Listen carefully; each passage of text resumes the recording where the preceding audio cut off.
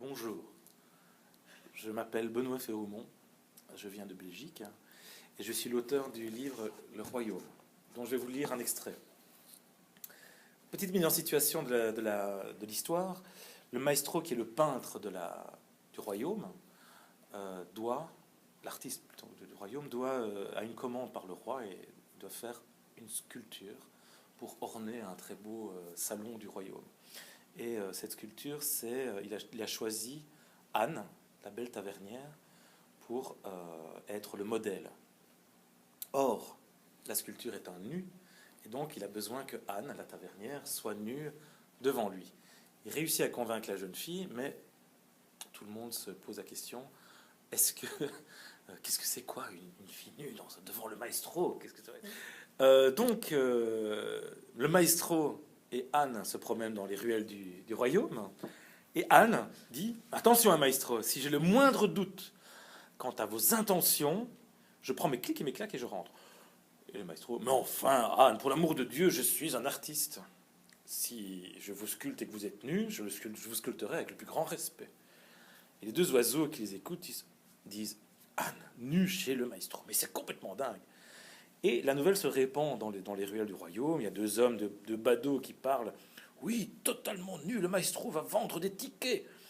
Pourquoi ça? Et alors celui qui dit pourquoi ça dit à une dame, et avec ce ticket, on aura droit de regarder. C'est la dame qui est allée acheter du pain. Elle dit, mais quel souillon, sans pudeur, cette Anne.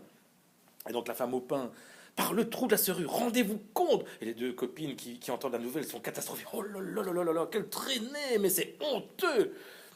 Et finalement, les deux oiseaux vont raconter la situation au roi. Le roi est amoureux d'Anne. Quoi? C'est Anne qui pose pour ma statue? Ouais! Et les deux oiseaux vont aussi raconter à l'amoureux transi de Anne, qui est François, qui rêve d'épouser Anne.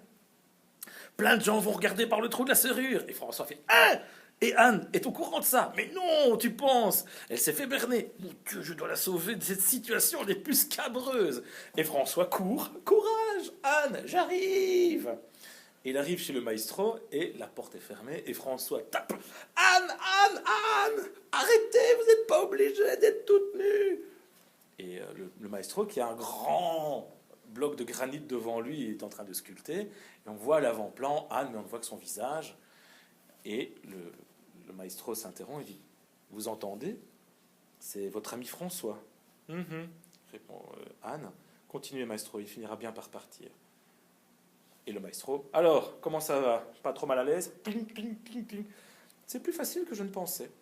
Mais c'est très très ennuyant. En effet, il faut tenir sans bouger pendant des heures. » Et le maestro, pour l'aider à ne pas bouger, dit « Pensez à la reine. Reine qui est absolument imbuvable. Ça vous aidera, ça vous motivera. » Et il dit ça parce que Anne déteste la reine. Donc il se dit, pensez à la reine, ça vous motivera à ne pas bouger. Et Anne pense à la reine, et elle fait, ah oui, la reine. La reine, une statue de moi toute nue devant la reine. Et le maestro fait, bon, essayez de ne pas bouger. Et elle rigole en arrière-plan. Oui, bon, ça va, penser à autre chose, s'il vous plaît. Et alors François, devant la